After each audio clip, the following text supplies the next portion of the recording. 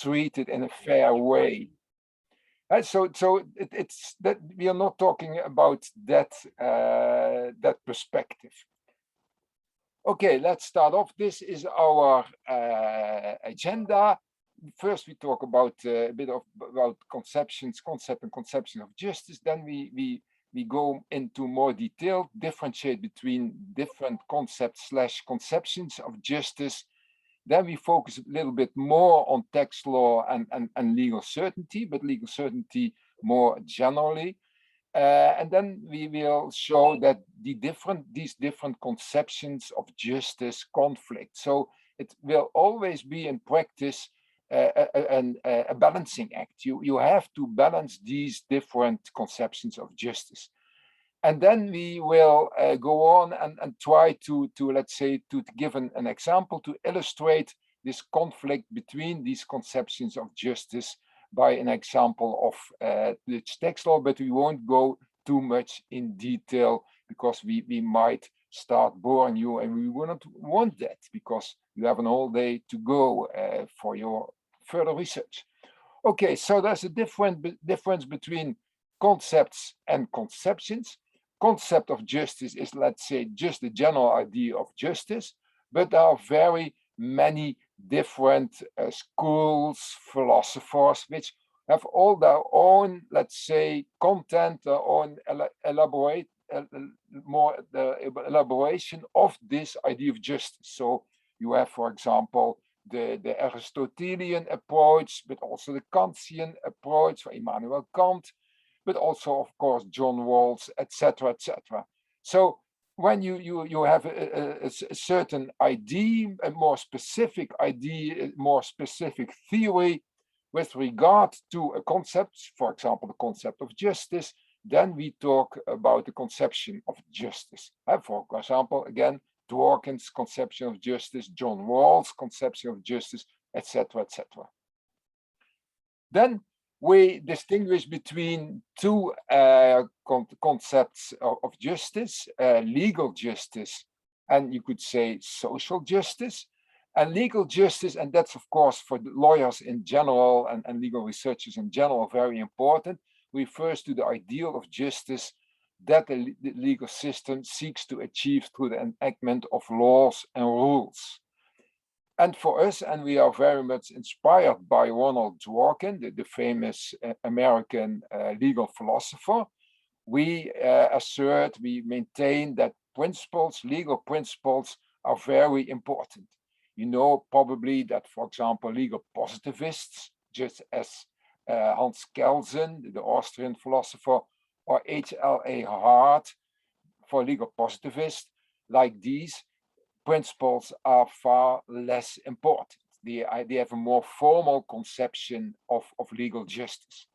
The ideal of social justice, in its turn, could be differentiated with, in one direction, economic justice, and another aspect of social justice is tax justice. And these both we will deal with. We also deal with them in the paper. Very important is to see that the conception of social justice and therefore economic justice and tax justice are actually about distributive justice. So there's much talk about distributive justice. What does this mean? Giving to each his or, of course, her due. And so every person, giving every person his or her due. And we have this quote of the political philosopher Miller, who wrote a book on social justice. The just state of affairs is that in which each individual has exactly those benefits and burdens which are due to him by virtue of his personal characteristics and circumstances. So it is related to, justice is related in his view to personal characteristics and circumstances. Okay, and then we go on and we have a few slides on the many phases, as we call it, of justice. And these phases of justice, well, we just use this term because actually it's a mix of concepts and conceptions, of course, because we have this concept of economic justice, but then a certain conception of it. So it's just a bit metaphorically that we call it a phases of justice. So distributive justice is the focus on the benefits and burdens of society, and of course, how are they distributed among individuals. Economic justice is about correcting market outcomes by reducing unequal distribution of income and wealth. So we are talking about resources, about commodities, income and wealth. And the main principle, but that's of course a point up to debate, is it's about a fair allocation, but a fair allocation of what? So you could say a fair allocation of resources, right? Because distributive justice is always about this idea of fair allocation. Then, especially important for tax lawyers is tax justice. And tax justice is the idea that you have to warrant to guarantee a fair distribution of the tax burden over among the taxpayers. And the main principle here is, especially in income taxation, is the ability to pay, so that everybody pays according to his ability, to his capacity to pay tax. And of course, there's a huge debate behind this principle, underlying this principle. Okay, then the economic distributive justice, what does it require? It does require a fair allocation of income and wealth in proportion to relevant variables which a person can influence. So, for example, his work effort, her work effort, does she work hard or not? Then she should be allocated more. But not according to variables he or she cannot affect, cannot influence. For example, if you are born with a physical handicap, you should that should not influence the allocation of income and wealth.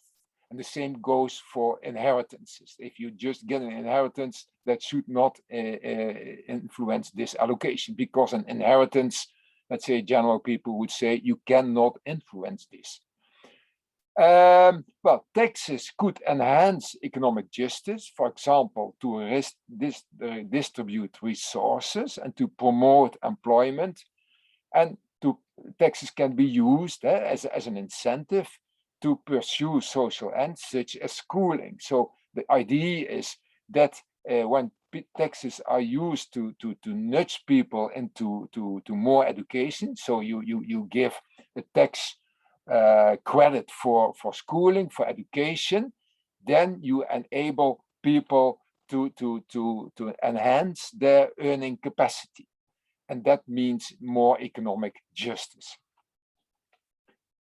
Another phase is tax justice. So it's inherent in our view to tax, and that's a fair allocation of the tax burden in proportion to the actual income of a person and the actual wealth of a person. And that means that tax privileges, in the sense of unjustified discriminations between different individuals who are actually in the same situation tax-wise, in the same circumstances, these kind of privileges, these kinds of unequal treatment are prohibited. And here you could say that taxes can be used to enhance tax justice, should be used to enhance tax justice, should be geared to tax justice, warranting horizontal and vertical equity. Horizontal equity is equity between people in the same circumstances, and vertical equity is equity between persons in different circumstances. So different income or different wealth and different personal circumstances. And you could use the tax system to pursue social ends via tax credits. You could give people, if they had less earning power, less ability to pay, you could give them larger tax credits. And thus you change in a sense the outcome of the market system, the income they earn, and that means that their net income will change because of these tax credits. Then we go on to to legal justice.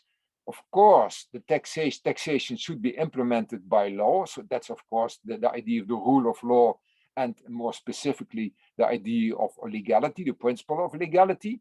But to our minds, there's more to legal justice, and we would argue that legal justice aims at realizing fundamental legal values.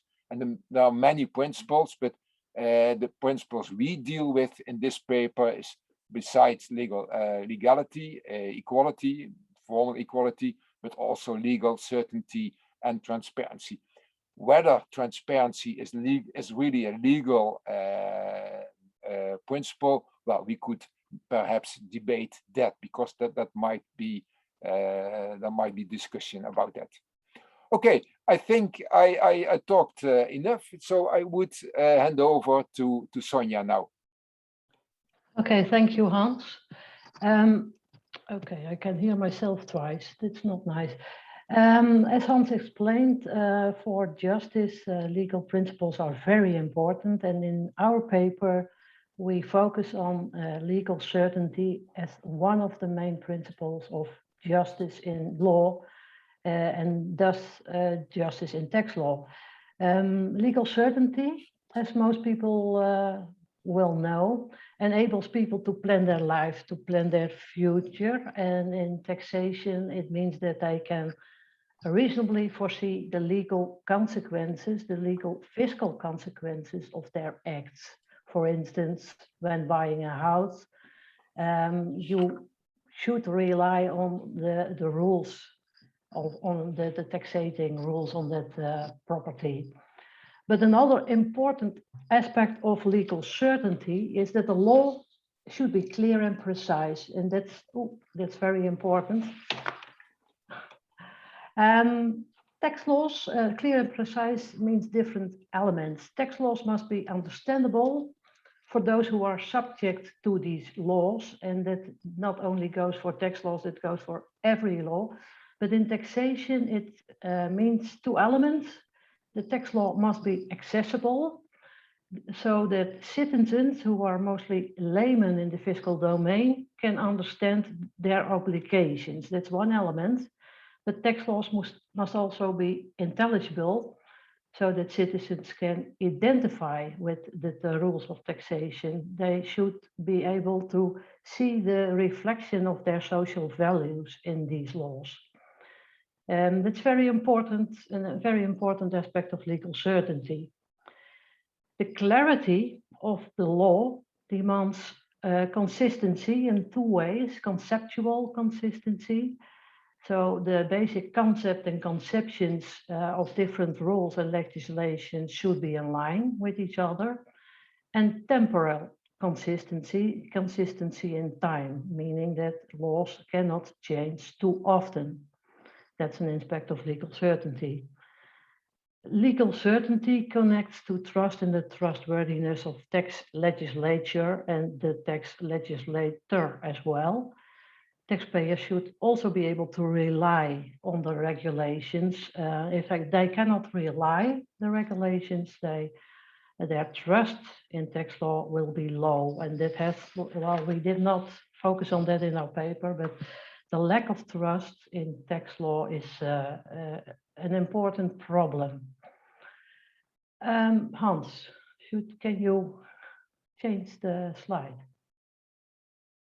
Okay, as Hans already explained, there are different conceptions of justice. In the social justice, we did see that there is economic justice, focusing on resources and with the aim to correct market outcomes, and there is justice in taxation, focusing on the burdens, and the main principle there is ability to pay.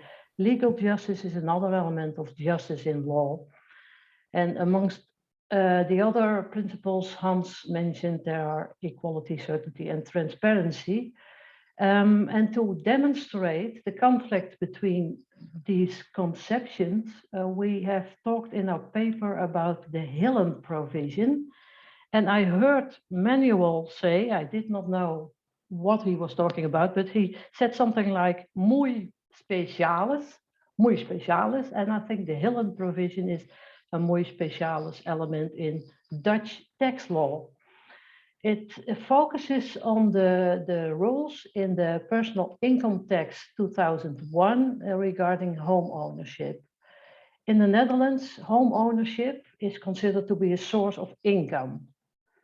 And that means that the income of home ownership is taxed in different ways. The first home, the primary home, is part of the progressive rate taxation. And as it is hard to define the actual income, we use a notional rental income. The notional rental income is a legal fiction. It goes back to the idea that the homeowner rents the house of his own house. So we want to tax that. And as it is a source of income, as it is considered a source of income, that means that within the thought of the ability to pay, the costs should be deductible. And that is the case with the mortgage interest from the debts regarding the primary home.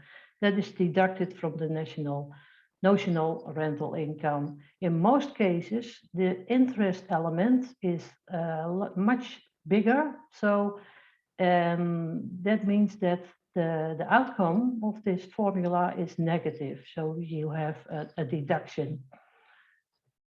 But in the case that a homeowner has low mortgage debt or no mortgage debt at all, there is no deduction, and it means full taxation. The total notional rental income is taxed.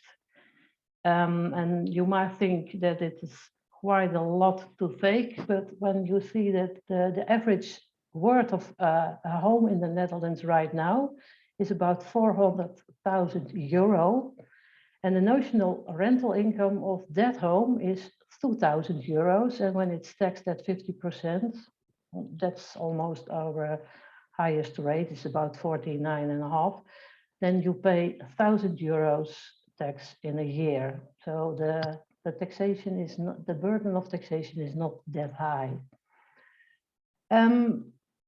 Well, J.L.M, it's a member of Dutch Parliament, got a lot of letters of citizens, older citizens, and they said, well, we have repaid our mortgage debt. Now we are confronted with taxation. And that's not good, because we would like to be able to repay the debts without getting taxed. So the conception is that the system should hinder the debt repayments. The second conception is that older people who are supposed to have a low income would be the group in the Netherlands that is debt-free. Especially this group would suffer from the system. Both conceptions led to the J.L.M incentive, the J.L.M provision in tax law, Hans. And that means that it's a quite remarkable formula. If a homeowner has low mortgage debt or non-mortgage debt, the taxation, the calculated notional rental income will be supposed to be nil. So that means that the taxation is nil as well. And that was introduced in 2005, the J.L.M incentive. However, in 2013, there were some changes made in the personal income tax in the Netherlands. Homeowners are obliged to repay their mortgage debts.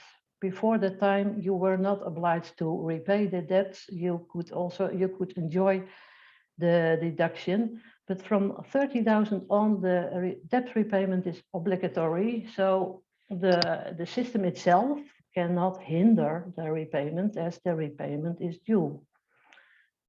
It also was researched that the J.L.M provision, the benefit of this provision, the nil taxation, was mainly enjoyed by wealthy seniors with high income and high wealth. In 2017, some years later, the government proposed to abolish the J.L.M provision. That resulted in quite a lot of fury, we call it, in our paper. The 50-plus party objected very heavily against this abolition. And that resulted, in the end, in a phasing out of the abolition. And that means that we have 30 years to phase out this incentive, which of course is an incentive which did not meet its goal. And that's the result of the lobby of the 50-plus party. It does seem that the 50-plus party objected to the lack of trustworthy legislation. But when you look into the problem, you can see there is no problem. That's well, I don't know if someone of my age in the audience knows Bachwan. He used to say, when you look inside the problem, you will see there is no problem. But the real problem with the 50-plus party is that did not understand the system itself. And J.L.M, member of parliament, also does not understand the system when you consider the home owning as a source of income. It's only natural that you tax that income. So when we conclude, Hans, when we look at the J.L.M provision and the history of its birth and the history of its slow death, then you can see that this J.L.M provision has different effects on different phases of justice. The effect of economic justice, the redistribution, which was considered to be a main goal of the J.L.M provision, benefits the wrong group. It did not benefit people with a low income. It did benefit the people which are wealthy and enjoy high income. So the redistribution is went the wrong way. The effect on tax justice is also negative. The J.L.M provision itself conflicts with the source concept of home ownership, and thus it does conflict with the ability to pay, because a home without mortgage debt does reflect a certain income, no matter why and how you want to tax it. So it is negative on the ability to pay principle, which is a main source of tax justice. The J.L.M provision is also negative in the way of legal justice. It is inconsistent with tax law. The ratio of tax law, the source income, is not answered to. That leads to a lack of transparency. And it is also an inconstancy of tax law because of the many changes made in the law. So thus it is a lack of legal certainty. When you see this, you can conclude that the J.L.M provision, within the system of the J.L.M provision, various phases of justice collide. And you can also conclude, as we did, that policy preferences often trump principles of justice, not only social justice, economic and tax justice, but also legal justice. But in order to get a trustworthy legislation, a legislator should look at the principles of legal justice. They have a critical function. I hope I was not too detailed about this J.L.M principle. I can understand that someone might be J.L. is entering the room. That it must be that it looks a bit technical, but if there are any answers about the J.L.M provision, we are also very, we would also answer that. Okay. Thank you, Sonja. It's a lot of leaps. And thank you, Hans. So now Eleonora will speak for about 10 minutes, and then we will hear from Francisco, and then you can reply to their comments. Is it okay if I stop the slide sharing? Then Yes, it's perfect. Sort of better. Okay. Yeah, that's perfect. Thank you, Hans. Yeah.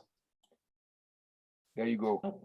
Okay, thank you, Professors Hans and Sonja, for your presentation and for being here with us in our doctoral colloquium. I'm going to present some brief comments that seek to connect some of your conclusions with our tax complex realities in Colombia. Historically, in Colombia, the lobbying influence on tax matters has led to sectoral benefits that affect the horizontal equity of the system to the detriment of taxpayers in similar situations who do not have the same lobbying power.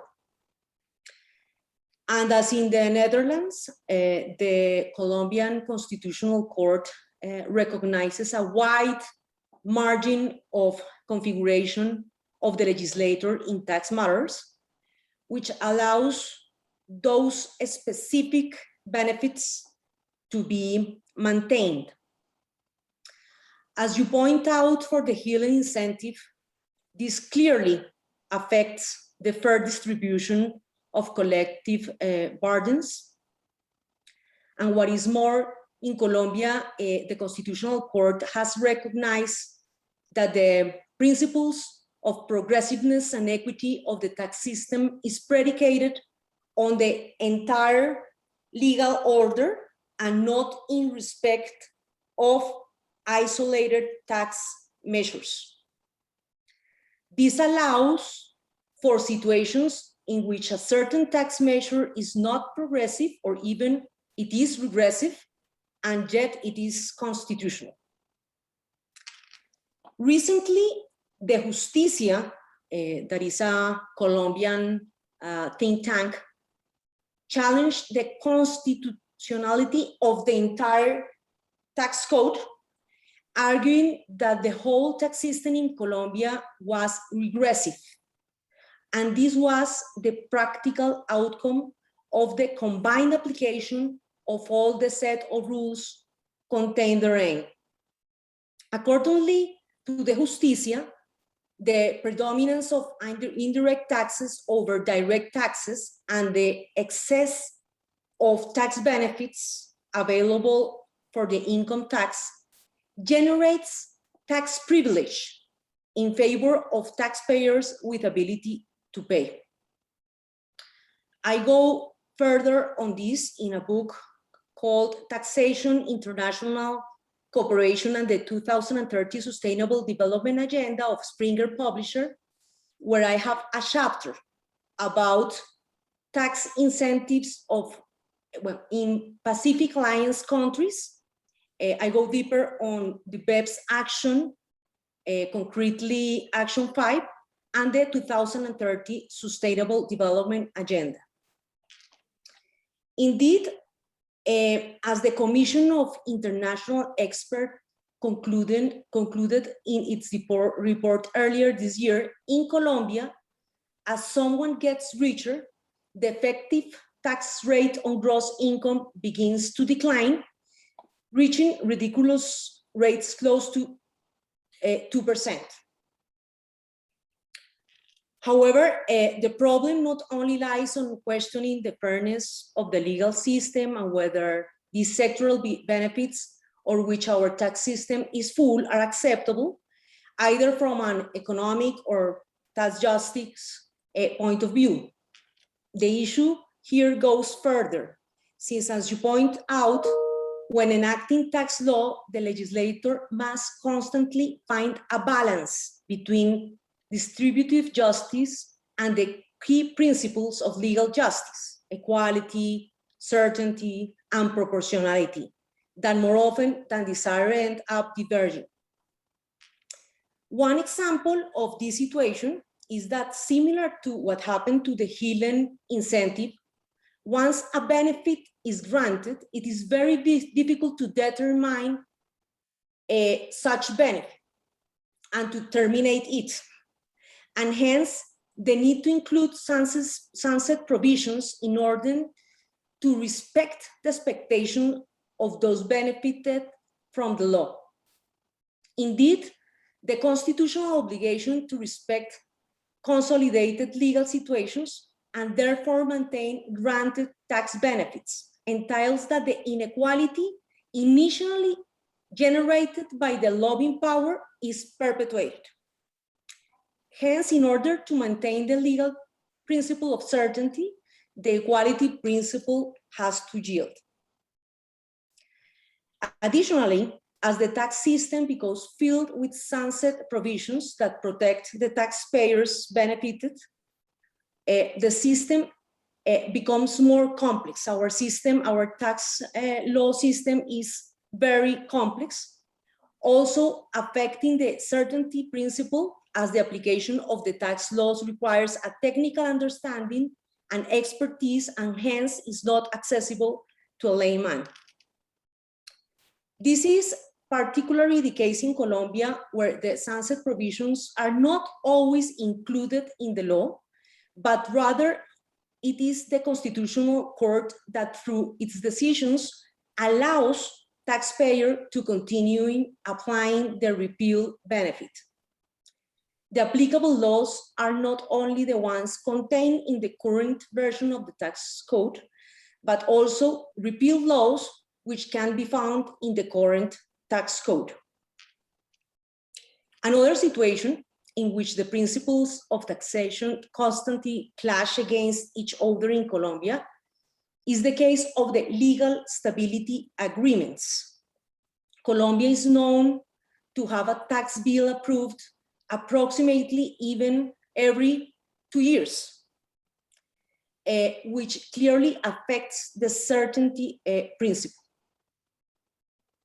In view of the rapid changing of tax law, Congress has historically authorized the executive branch to sign legal stability agreements with taxpayers in order to freeze certain provisions of the tax code and other statutes in lieu of a payment. This measure, that was initially conceived to counteract regulatory instability and hence protect the certainty principle, generated an adverse effect on the equity of the tax systems, since today we have specific tax codes for many of the large taxpayers that benefit from more indulgent laws that existed back then when they entered into the legal stability agreements. Finally, it is important to refer to what the authors mentioned regarding the overuse of the tax law to achieve non-fiscal policy goals and objectives. Indeed, many of the tax benefits that breach the equality principle are introduced under the conviction that they are needed in order to induce or change certain behaviors that without the tax incentive will not be possible. You mentioned the J.L.M incentive and that it did not really generate a change in behavior in the payment of debt, since the owners had the intention of repaying their mortgage anyway. This leaves serious questionings regarding the justice behind these differential treatments or benefits. In Colombia, there are quite a few examples of benefits that don't really change taxpayers' behavior, since they were going to behave that way anyway.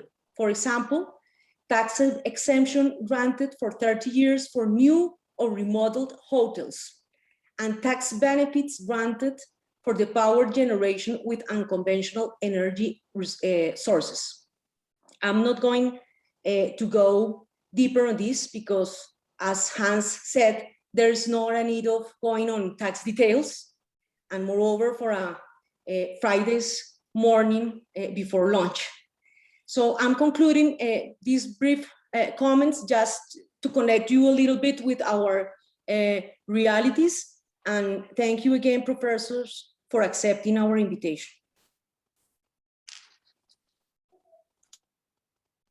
Thank you, Leonora. So now we will continue with Francisco, who will also have around 10 minutes to make his comments or pose some questions to Hans and Sonja. Okay, thank you. Thank you, Hans and Sonja, for your presentation, and Eleonora for your comments that give context to mine. So I have 3 comments and questions. So the first one is, you say that economic and tax justice principle, in one hand, can sometimes collide with legal justice principles. And this is because of hasty decisions of lawmakers. But what do you think that, why do you think that this is happening? Is lack of procedure of regulatory control, lack of regulated lobby activities, lack of reflection of the lawmaker, lack of citizens' participation?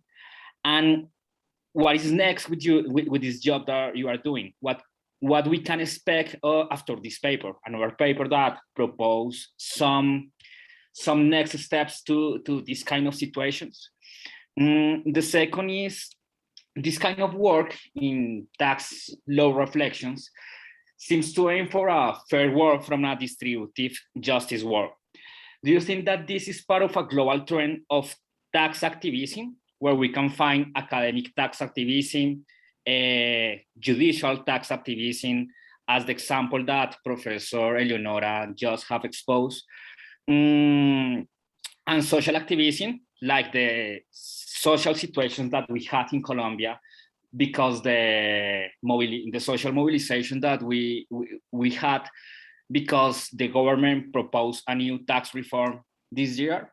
And this is this is within the worry that we and some people and in some space had about inequality, and to start to build and explore new ways to overcome inequality in the world. And the third is a little bit critical, is from a legal critical studies perspective.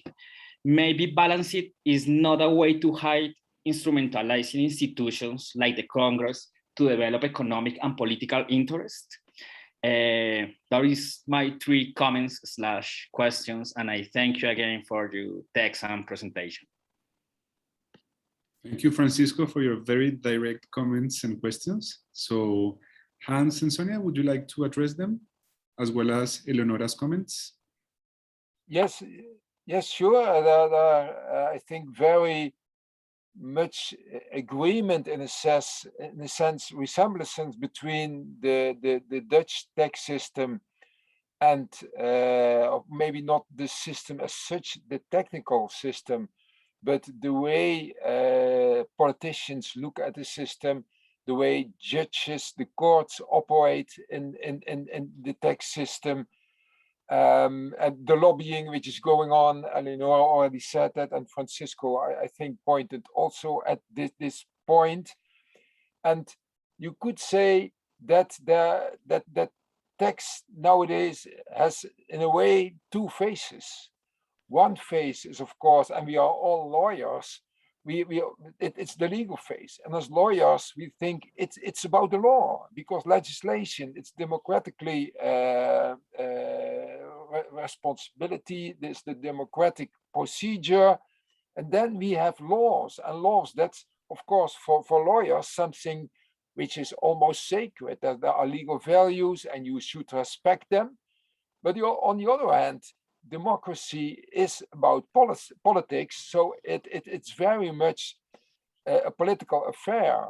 And in the Netherlands, let's say, until 30 years ago or so, politicians and even, let's say, the general citizens at large, society at large, did not mind, so to say, taxation, because the idea was, well, taxation is a very technical affair. Stay out of it. Stay out of don't come in the neighborhood of tax.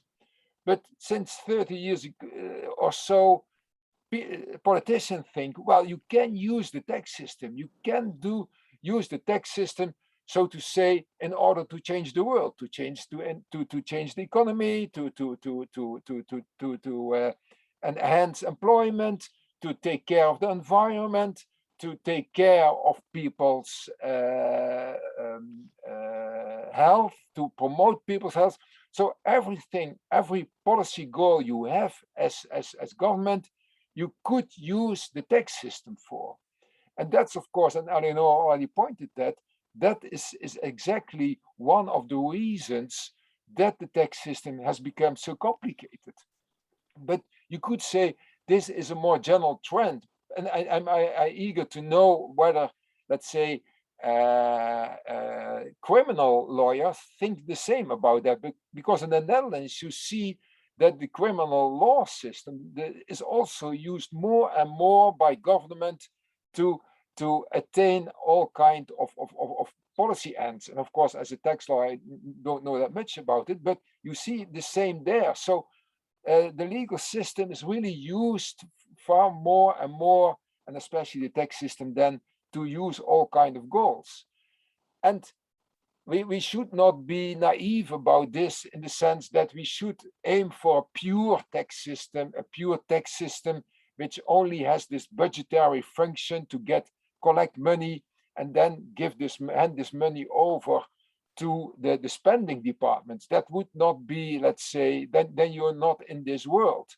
But the way the tax system is used now, well, actually, when you just look in the let's say the daily papers and some member of parliament has an idea, the last sentence is always, and we should use a tax incentive for this. It's almost, and these people have got no idea. Of course, they could read in the same paper that the tax administration cannot enforce all these laws, that the Dutch tax administration has huge problems. But apparently there are different, let's say, departments in their brains, and tax is something which is far outside, except when they think, oh, we can use it. And then maybe another point, and Eleonora already hinted to that, is the role of the courts. And perhaps, Sonja, you could tell something about that, because I think it's very comparable. Yeah, what surprised me is that you talked about the white margin, because our white margin in the Netherlands is used by Dutch courts, heavily relies on the margin by the European Court of Human Rights, which European Court of Human Rights. Yeah, what did I say? What did I say? Mere General Court of Human Rights, I think. Oh, no, well, Right, the yeah. European one. Yeah. We in Europe think we are general, but the European Court of Human Rights uses this margin because it states that it cannot look into national law, and it has no good side of national society. So therefore, the European Court uses this white margin, and the Dutch court has taken this wide margin, which is actually at this moment a very wide margin. It's not only wide margin, a very wide margin. And there is a lot of critique in the Netherlands about this margin. So I was wondering, I know where our wide margin comes from, but how can it be that in Colombia there's also a wide margin which cannot rely on the European Court of Human Rights, I hope. So why is there a wide margin? What's the background of it? You know, Eleonora, could you explain it to us? But I refer to the wide margin of action of the legislator, not only of the court, the constitutional court, but, well, I know, but specifically of the legislator, no? Yeah, the wide margin of the legislator granted by the courts. Yes, yes, yes, and there has been a jurisprudential evolution about that wide margin of configuration in tax legal matters, no? Yeah.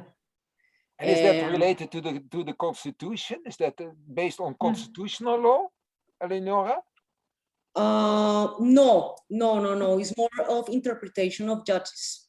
Okay, it's trias politica based. Separation of powers. Okay. Yes. Okay. Well, But that's, of course, brings us in a very complex tax system, no? Mm-hmm.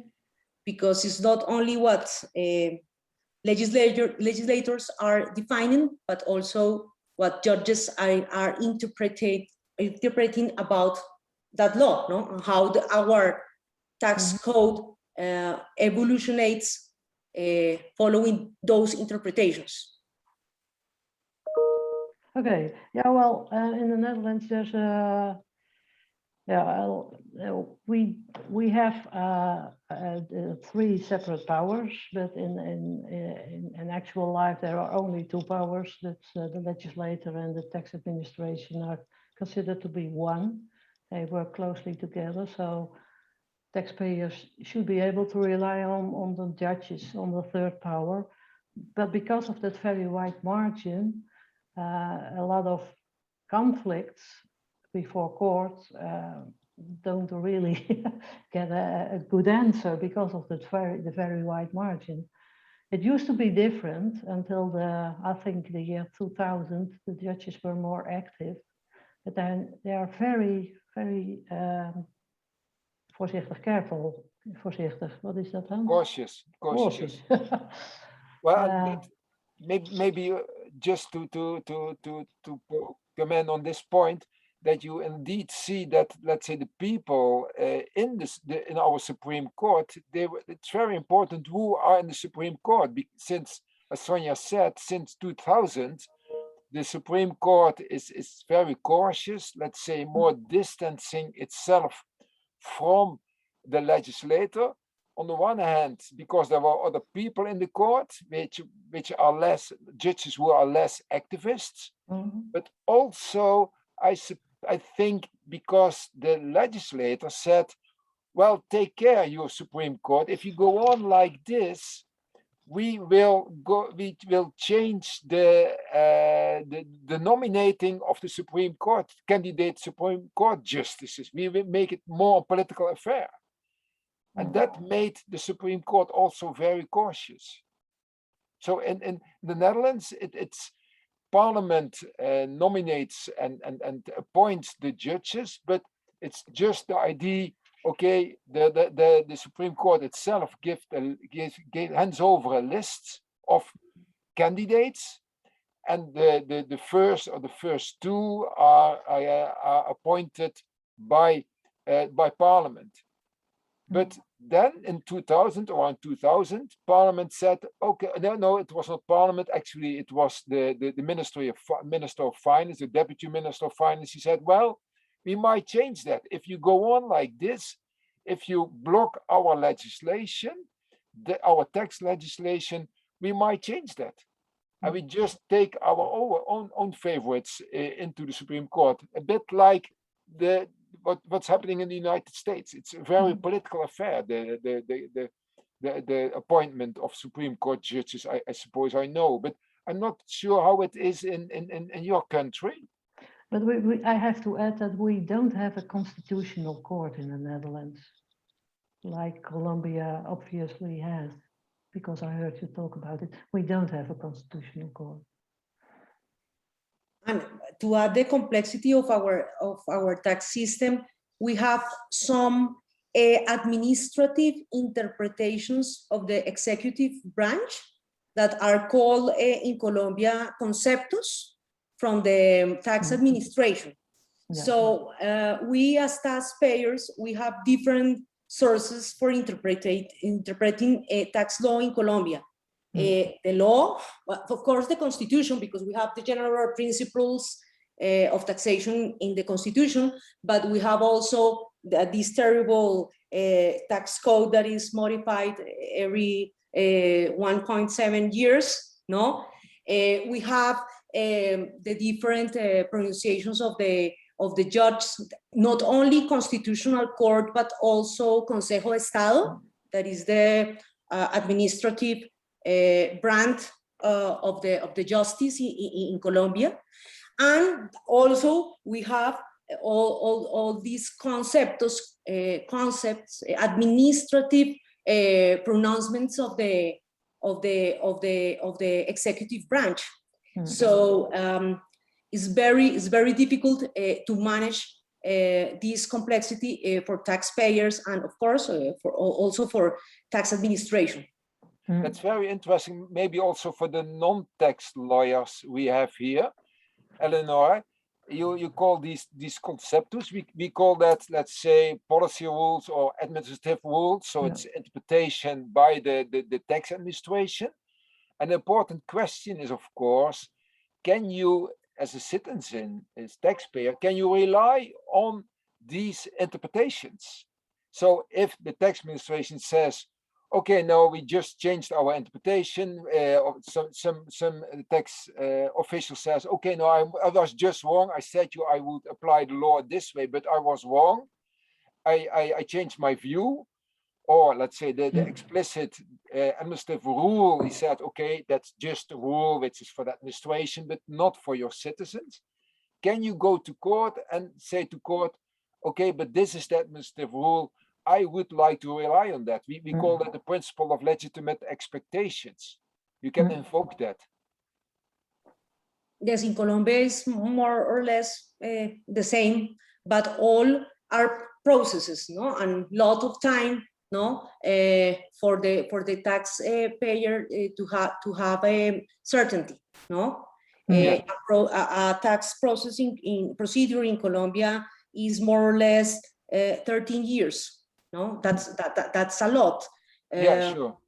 That's why my PhD dissertation is on tax arbitration and the need for tax arbitration, because in Colombia this is terrible for the taxpayer. You have to wait 13 years to have the resolution of your case where you have all those sources to interpret. So it's very complex. Which actually, of course, makes the tax administration more powerful, because the tax administration knows that if you go to court, well, you have to wait 30 years, and businesses, of course, won't do that. And perhaps it's also very costly. That could also be, it's time consuming and maybe costly.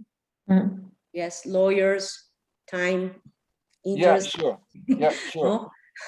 Perhaps we could change to another subject. You called this sunset provisions. You mentioned them. Am I right? Yes. Sunset clauses. Yes, I think that's very interesting, because also in the Netherlands they are more and more used, and that's also, like I would say, for other lawyers very interesting.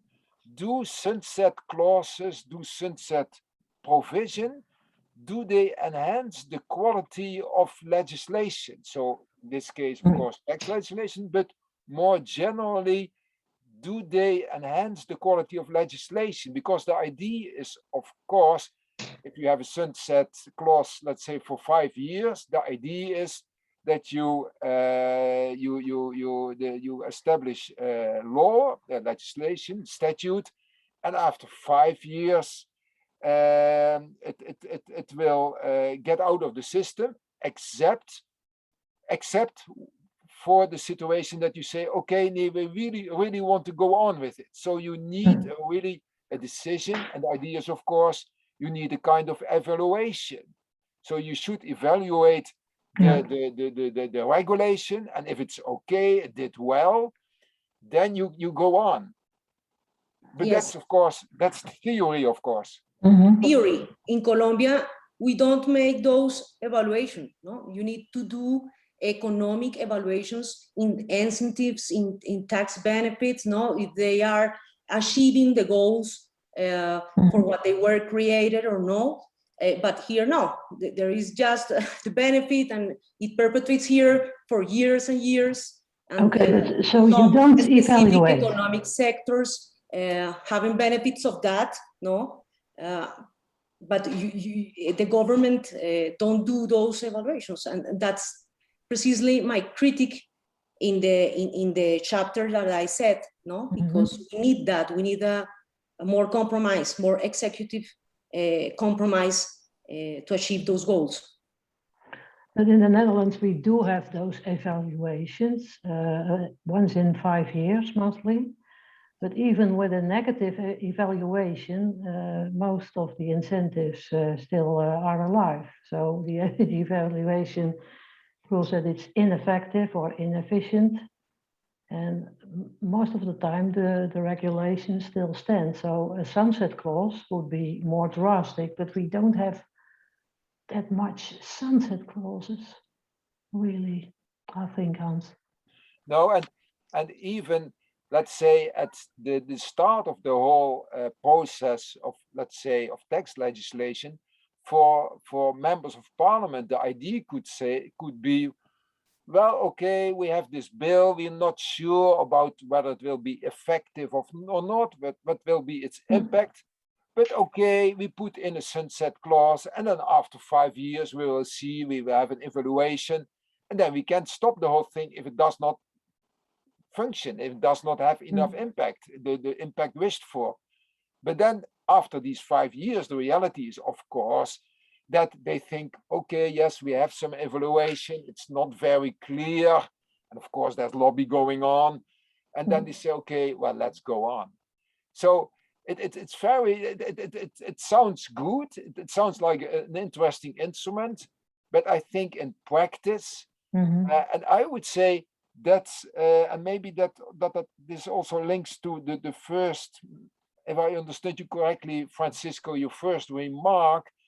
How could we, let's say, enhance the quality of legislation, and more in particular the quality of tax legislation? Well, this idea is sunset clauses. Well, in practice, politicians find their ways to handle that with that and just to go on.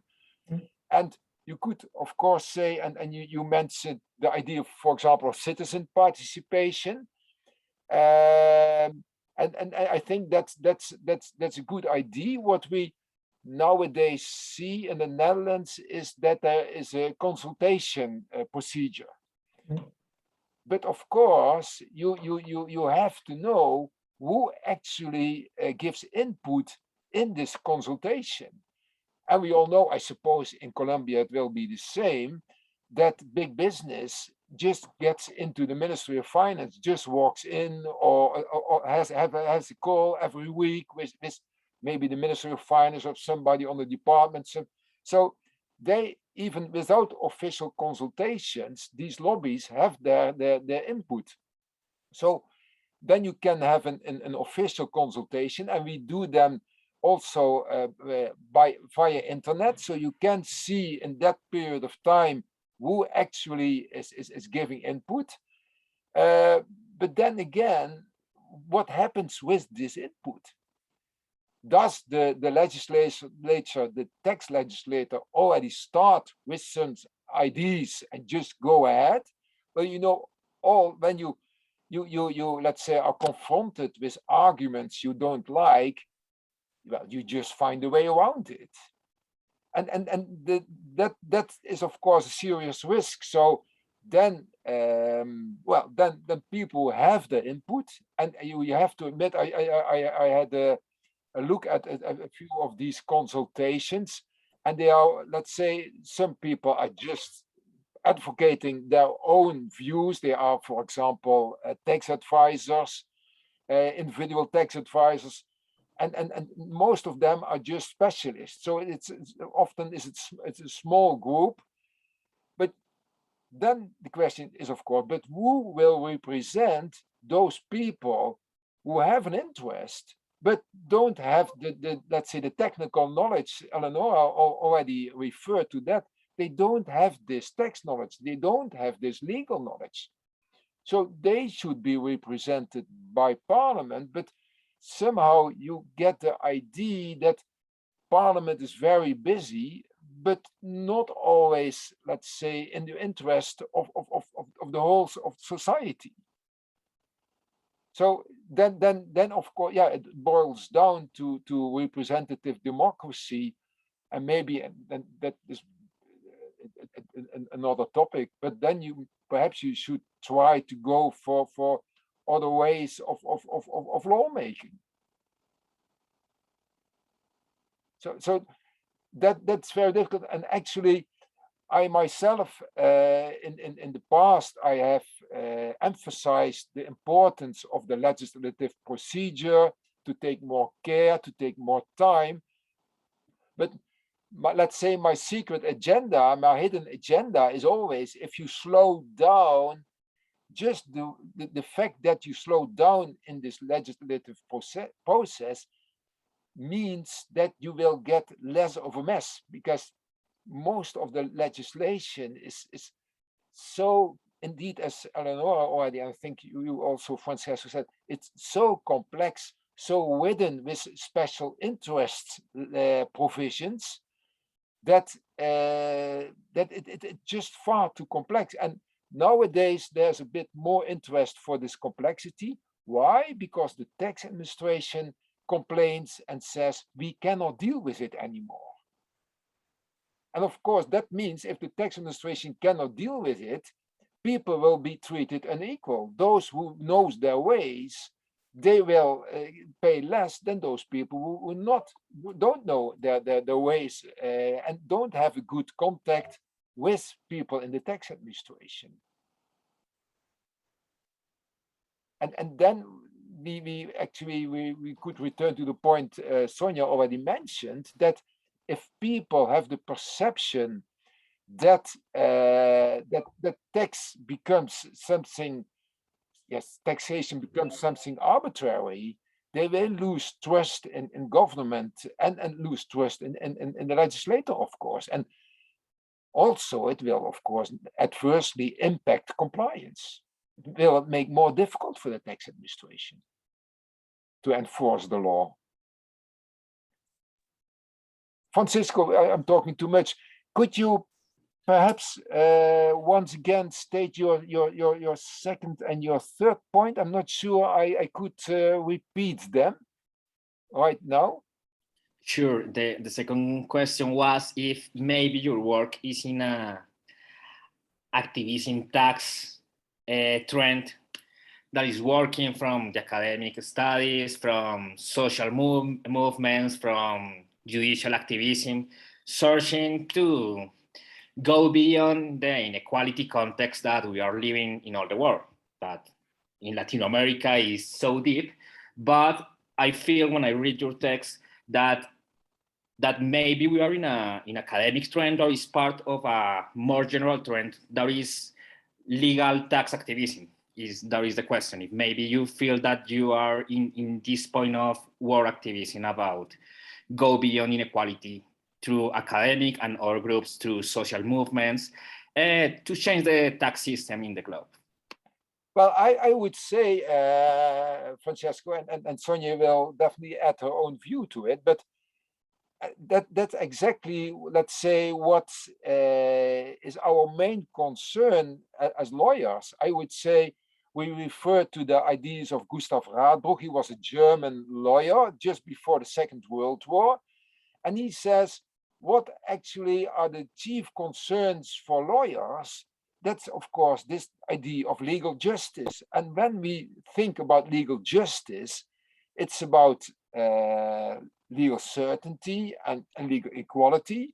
But I would say, and that's what we actually also try to argue for, it's not only about formal equality, because formal equality is, of course, you have this law, and is this law applied to everybody in the same way? But if this law in itself is a very unjust law, well, we are not served by, people are not served by this idea of formal equality. So there's always something, when we as lawyers talk about equality, we also talk about, let's say, some kind of more substantive equality. But whatever this may, let's say, that's an important point. But what we also, of course, see that there is formal equality, but actually behind this formal equality, there are all kinds of unequal treatment. And that, I think, as a lawyer, even if you're not an activist lawyer or someone, that's something what worries you. Because that's really, I would say, but maybe I'm wrong, but when you start studying law, you think that actually that like cases, similar cases should be treated alike. And as soon as you see that people have more bargaining power, they have a certain advantage, you think, but there's something wrong. And I would say that it's our task as scholars to look in these things. So it's, and maybe that's more to an answer to your question. Of course, you could, let's say, as a researcher, have a look in the very technical details of tax legislation, but in the end, it's also always what worries you is, but if you look through all these technicalities, how does it work out? What is the impact? And then I think again we arrive at the idea, well, but actually there's some kind of unequal treatment in this ruling. So in a sense, I would say when you're always looking for certainty, for these legal values, proportionality, legal equality, in that sense, well, that's just what a lawyer do. But you could say that you become an activist if you say, okay, but we should really go for it. We should change the law. Well, that if I understand you correctly, is that what you mean with this activist? Yes, the systematic actions that we can see in some universities, in some social movements, in some suits that are against the tax system in some countries, like the example that Eleonora explained. So yeah, sure. And you could, of course, say it's not only related to the principle of equality and certainty, but for example, I've also written about corporate social responsibility and taxation. So you could say, well, companies who advertise themselves as corporate social responsible firms, think of Starbucks, the big coffee firm, well, then you should take taxation on board of your corporate social responsibility policy. But maybe, Sonja, you could add something about these ideas. I am sure you have maybe a different approach. Of course, I have a different approach. No, but I can understand your question, but well, the tone of the discussion seems to be a bit negative because of the law and the legislature not paying attention to principles. But when you take a step back, you can see there is definitely a shift going on. When in the 90s of the last century, I was a tax advisor, and the main rule between brackets was paying taxes only happens by fools. You're a fool to pay taxes. The rule is to evade taxes, and nowadays, not paying taxes is bad. Then you are a fool. So you see a shift. And that shift is remarkable. The accent on tax fairness, the corporate social responsibility, you see it through society. And I think that it's quite positive. And then we, of course, have to pay tribute to Hans, because he wrote a lot about tax fairness. But the shift you see is remarkable. It's quite fast in only 20 years. Taxes are something to be paid, and taxation is no longer considered to be theft. A few people still remain on that standpoint, but the shift is remarkable. And I think within Tilburg University and Leiden University as well, we try to educate our students to think about not only the rules and the regulations itself, but also the values they represent, the ethics they represent. And you can call that activism, but I think it's normal sense. But yeah, well, I see quite a positive movement, at least within the universities, but also in society. I don't know whether in Colombia you see the same trend, but I hope we will all see the same trend. But in the Netherlands, it's considered to be quite unfair to not pay taxes. And that's a huge difference with 20 years ago. Of course, I'm an old woman. I know what happened 20 years ago. A lot of people here won't know what happened 20 years ago, but what happens in Colombia about the tax fairness, the fair share thought? No, I think that there's a lot of tax legal activism also here in Colombia, following that international trend, no? Because all these discussions start in the OECD, no, with all these best practices, tax best practices, no? Colombia is part now of the OECD, and our legislation is having all those debates, no? For example, to include in our tax code the general anti-abuse rule, no? Or to include in our criminal code the evasion crime, no? So we are following that trend, no? And it's not only the OECD one, but also many networks, tax justice network, no? And now here, as I said, the Justicia start thinking about tax law and tax justice, no? And the movement maybe was in other sectors, not in tax law, but now it's a discussion. And now we have here in Colombia people saying that that's not fair, no, to tax, for example, the basic family basket, no, and we have all those discussions, no. So I think it's an important discussion now in Colombia and in Latin America as well. Yeah, well, you talk about the OECD, but it's in the mind of people, because the OECD is an institute, but it has to change in the mind of people before it can enter the institute and the way institutions think.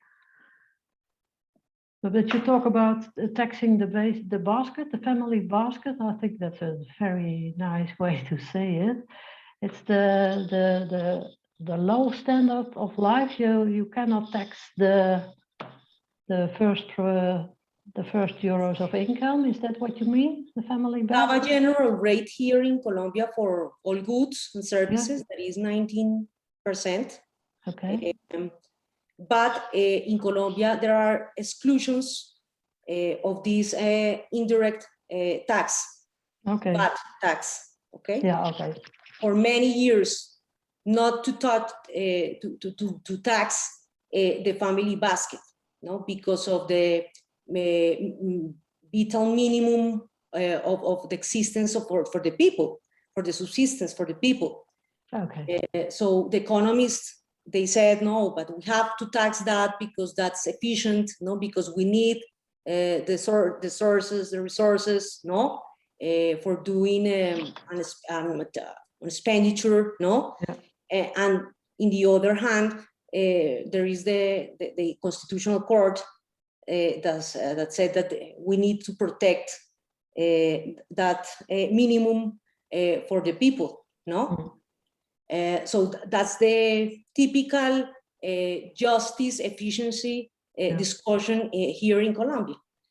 And the government in the last proposal, tax proposal, they said we are going to tax the basic family basket. Everyone protests about that, no? And for the moment, we are now having a discussion of a tax bill in the legislative branch, and they say we are not going to talk about this because the social movement is again to explode here. So no more discussion about that, no? Well, that's of course interesting that that's the other side, that, let's say, tax is becoming popular for politicians, but on the other side, you see indeed that society is more aware of the impact of taxes. And as you already said, that often tax systems are very regressive, also in the United States, and some tax provisions in the Netherlands actually are also very regressive. Because if you look at, let's say, at the face of it, you think, okay, no, it's a provision, an incentive is available for everybody, but in practice, it's only available for wealthy people.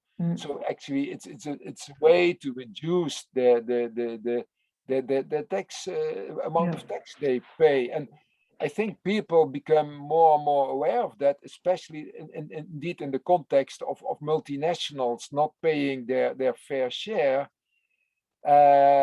So I think that's a very positive development. Though of course the next stage should be that well, and then we come back to this what you said about lack of tax knowledge. Most people just have some perception of the tax system, but what exactly is fairness in the tax system? What exactly do multinationals pay or not? They often just don't know. So, and the same goes for very wealthy people. There's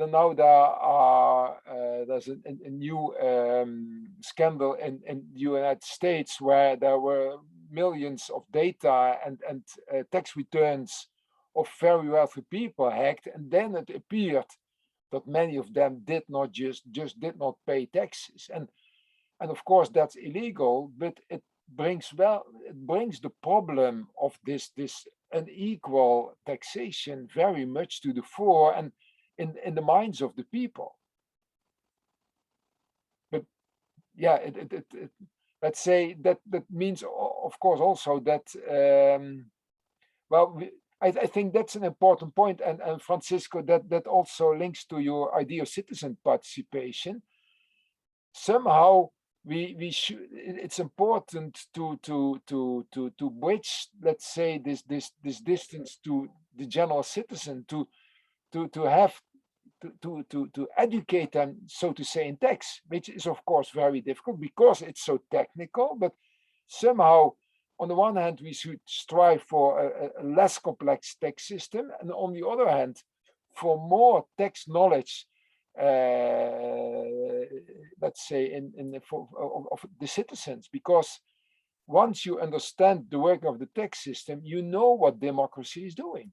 Then you understand the way democracy is dividing the burdens and the benefits over the citizens. So it's a very important aspect, of course, of democracy. Perhaps you know this big book of Piketty, Thomas Piketty, Capital in the 21st Century.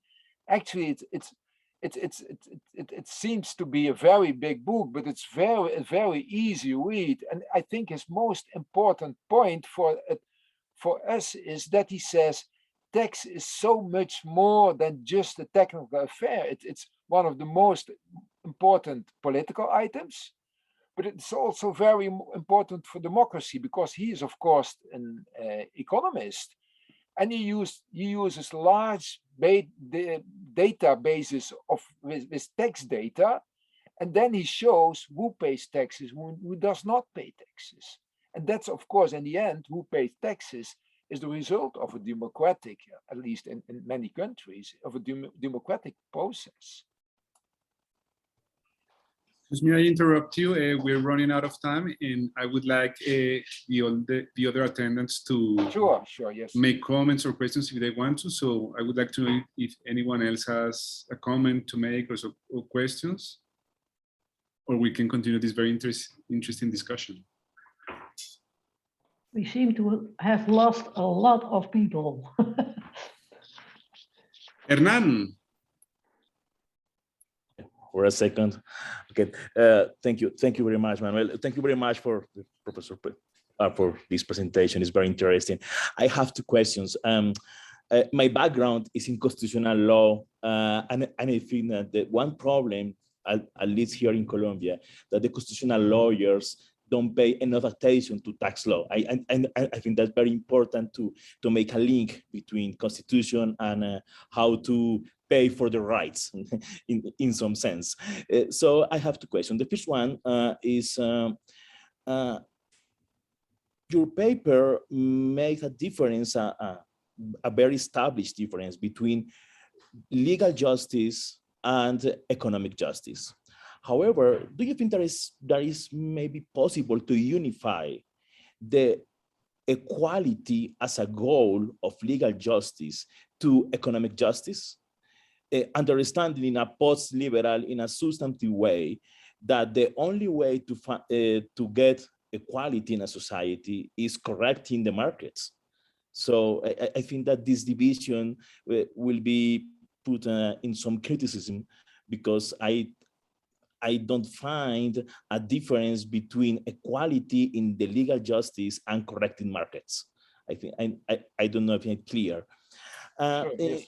The second question is, I'm very curious about lobby, because in your paper at the end, you explains the lobby regarding these people, the elder people with high income. But I'm very curious about the lobby from the banking. Why? Because at least here in Colombia, banking is one of the main of the biggest players in lobby for our tax law. And I think too that banking in Netherlands will be interested in eliminate any incentive in order to pay debts faster, just to get more interest and get more resources for the banking. So I'm curious about, you have any data about the lobbying from the banking in this especially case of the J.L.M initiative? Thank you very much again. Sonja, will you start off? Shall I start with the lobby of banking? That's okay, yes. Because in the Netherlands as well, the position of banks is very important.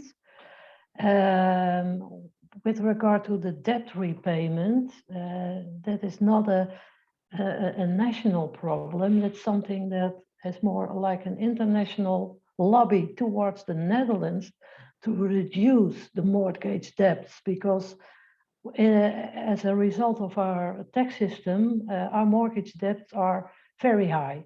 And that's for the economic position of the Netherlands is not good. So with that regard, it's not the Dutch banks who can lobby about it. It's more like the pressure of the European Union, for instance, on the Netherlands to make rules to reduce the debt position. On the other hand, we have in the Netherlands a very peculiar system to tax income from capital. We use a legal fiction because some of the banks refuse to provide data about financial results. We have an obligation for banks to report interest and dividend income, but they don't report at the government about the results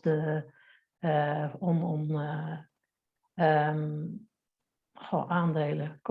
Shares, the results from shares. Whereas in Germany, financial institutions are obliged to provide that information as well, so you can tax the profits from shares. And in that respect, the banks are quite successful. So there's a mix, not with regard to the mortgage debt. Their position in that respect is not so strong, but with respect to data, they have a very strong lobby, but not as strong as it used to be. In the early 90s of the last century, the position was much stronger. But that has the cause of that is that a lot of banks in the Netherlands during the banking crisis had to could only survive by support of the government. So that quite reduced their position. We even have a national bank, which is owned by the government. So is this an answer to your question? Yeah, thank you. Thank you very much. Perhaps, Hernan, I will answer then your first question. And I do agree that, well, in a way, what you're saying is telling us, and I do agree with that, is there's too much specialization within in law schools nowadays. So everybody is in his own department, and every scholar is publishing and reading and studying and giving lectures, and needs all his time for his own specialization. But and let's say within constitutional law, of course, you have specializations, and the same goes in tax law. So we have VAT specialists who can't discuss things with corporate income tax specialists. Well, you would say it's a constitutional law, but it's both tax law. So even within tax law, there is this division. It's very difficult to talk the same language. And that's something, well, maybe it's almost inevitable, but we should find ways to keep on talking to each other, because, of course, tax lawyer can learn from constitutional lawyers, and constitutional lawyers can learn from the way, let's say, the courts handle tax law. But that was your first one. The second point is, let's say, I think you're really going for harmony, and that's okay, of course, at the end of almost the end of this session. You want to harmonize economic justice and legal justice, which is a fine thought, of course, to bring all the souls together. But I would say, because we said that there's need for a balancing act and there's a conflict between the two, I would say there's, of course, also tax justice, and within tax justice, you have this idea of ability to pay. And ability to pay is not only about equality, but it's, let's say, a formal equality, but about material equality. So you think those who have earned very much money, are very wealthy, are not equal to those who are less wealthy, earn less. So they could pay more. And in that sense, it's not that you equalize, let's say, all people with regard to income and wealth, but you make the differences smaller. And in another way, you could, of course, say, when you just collect tax money, you can use it in ways to enhance education, to enhance schooling, to enhance opportunities for poor people to get some career, to educate themselves, to give them more opportunities in social life. So you can use the tax system to, let's say, to spend money in the spending departments to let's say, not, this of course not equalizing within society, but make the difference between poor and wealthy less great. But also you can use the tax system itself by, for example, tax rates and the like, and tax credits. So that's, let's say, with that, and then you use the idea of tax justice. But of course, and you know that because you're a scholar, of course, we use these concepts like economic justice, legal justice, and tax justice for these are analytical distinctions. So it's just concepts to make a nice analysis, but they are not always that nicely distinguished in practice, of course. Does it answer to your question a bit? Totally. Thank you very much. Yeah. Okay, thank you very much. Perhaps other questions? Sorry, Manuel, yes? No, that's okay, Hans. Do we have some more questions or comments for Hans and Sonja? Please feel free. Now Don't you be can shy. talk with Dutch people.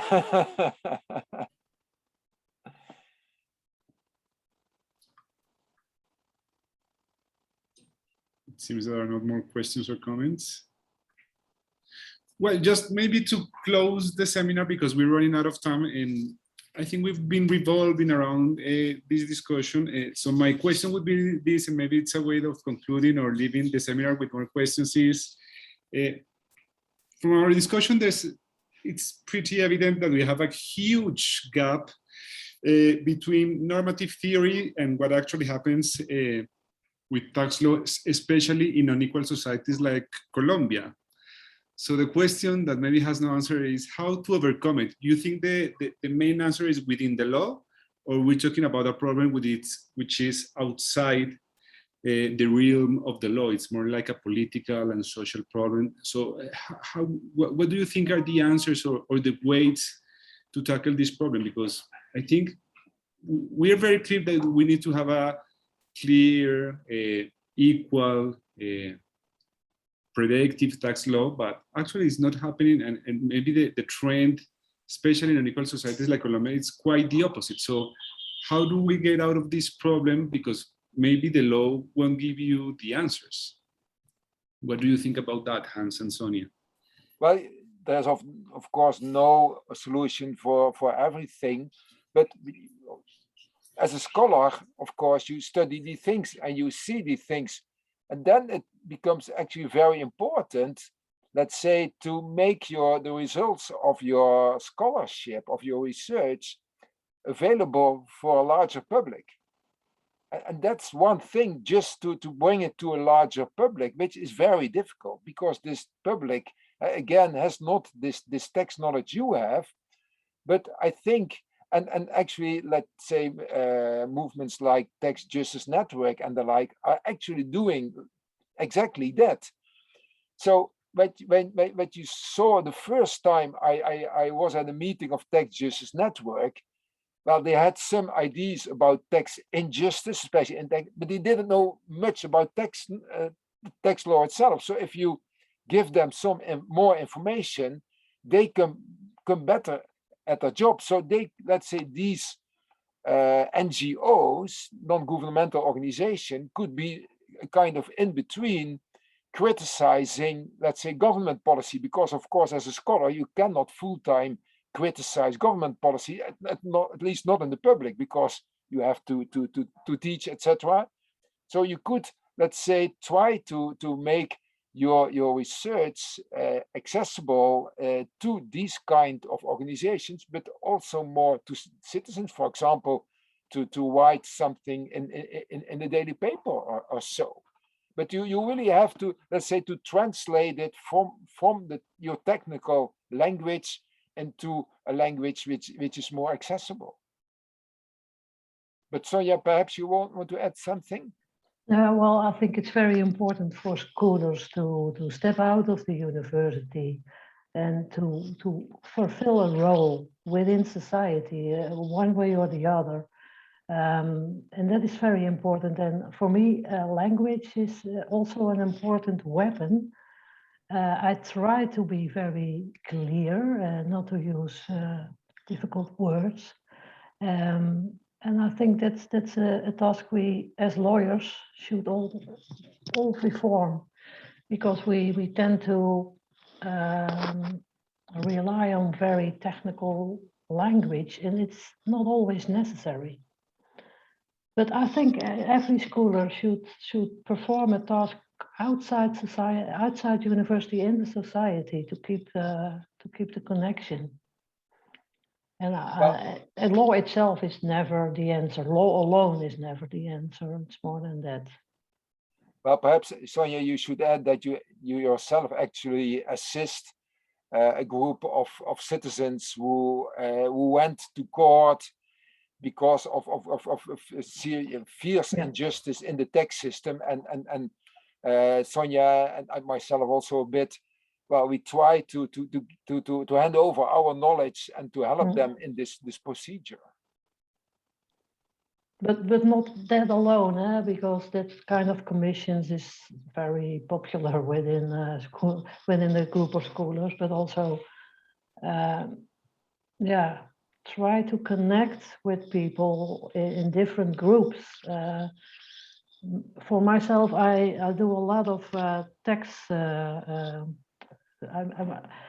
I take care of a lot of text problems of people in other circumstances than myself for free, and I really value that experience.